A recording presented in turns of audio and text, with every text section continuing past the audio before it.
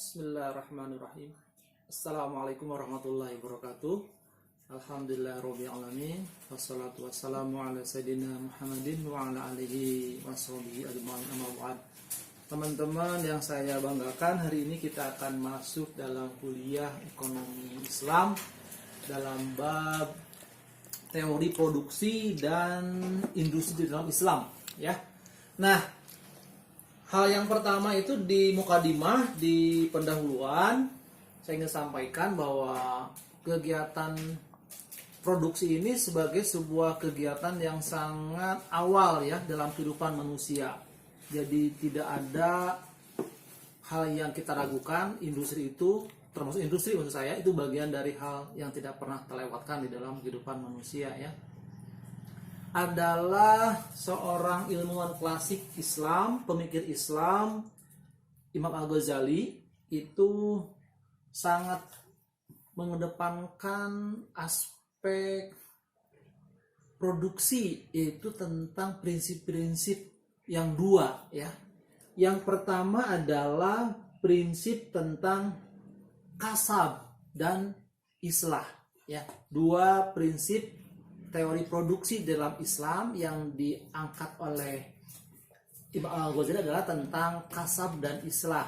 Kasab di sini adalah bagaimana ikhtiar fisik ya manusia yang nantinya akan memengaruhi sebuah output begitu. Yang kedua islah, yaitu ikhtiar intelektualitas manusia ya di dalam mengelola sumber-sumber daya alam yang atau sumber daya ekonomi yang lain ya yang nanti akan bisa menghasilkan sebuah kemanfaatan dari sebuah produk.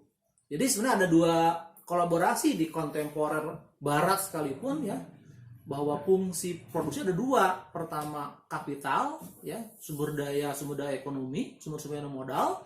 Yang kedua tenaga manusia ya.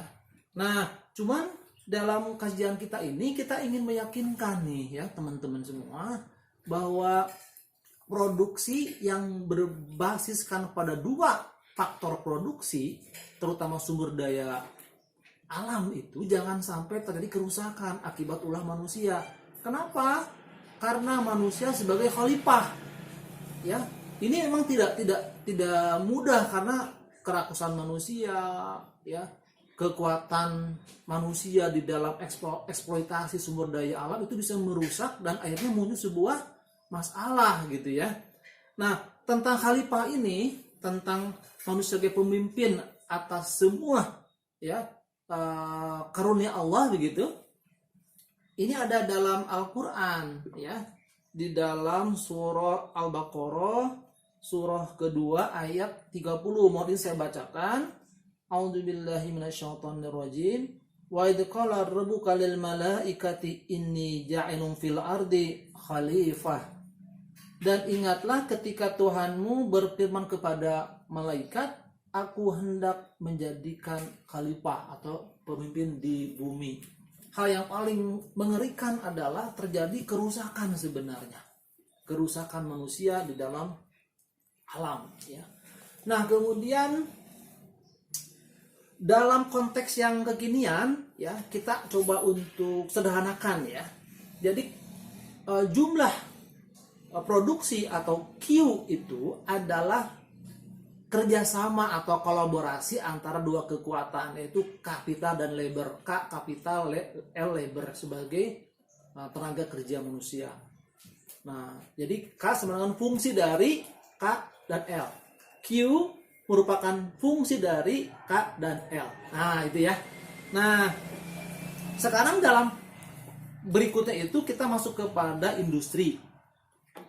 Industri itu merupakan aktivitas manusia yang mengolah ya berbagai macam sumber daya ya menjadi barang jadi gitu ya.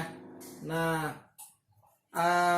dalam pendekatan kontemporer Abdurrahman Al-Maliki disebutkan ya bahwa Rasulullah SAW itu membolehkan. Jadi hukum asalnya mubah industri itu ya. Jadi Rasul pernah meminta untuk dibuatkan sebuah produk oleh seseorang. Jadi industri itu merupakan kepemilikan individu ya. Nah, cuman nanti berbicara mengenai bagaimana industri itu hukumnya. Ya, jadi pengambilan hukum sebuah industri sebagai aktivitas manusia itu bisa menjadi hal dan haram tergantung dari apa yang diproduksinya. Ya.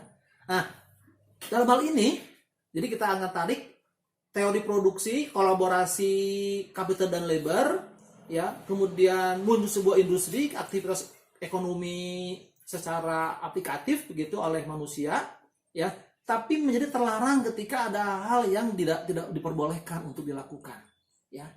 Nah, dalam sebuah hadis dari Anas berkata, Rasulullah SAW melaknat 10 orang yang berhubungan dengan minuman keras, yaitu pembuatnya, pemesanannya dan sebagainya. La'na Rasulullah SAW fil hamri asyarah siroha wa mu'tasiriha. Jadi itu kita sudah bisa mengambil sebuah kesimpulan dalam kuliah singkat ini. Silakan simak dalam bahan yang kami sudah siapkan. Jadi aktivitas produksi merupakan sebuah hal yang dibolehkan karena bisa memberi sebuah maslahat. Kemudian yang kedua, manusia sebagai khalifah untuk menjaga betul faktor-faktor produksi yang sudah Allah sediakan di dalam sebuah bentuk alam. Ya.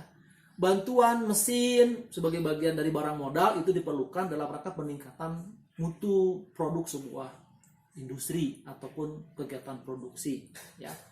Kemudian Rasulullah SAW bersabda tadi dilarang untuk memproduksi sebuah barang-barang yang terlarang di dalam Islam. Contohnya khamar. Industri boleh, tapi tidak boleh memproduksi barang-barang yang haram. Itu ya. Nanti kita diskusikan dalam kuliah kita berikutnya. Assalamualaikum warahmatullahi wabarakatuh.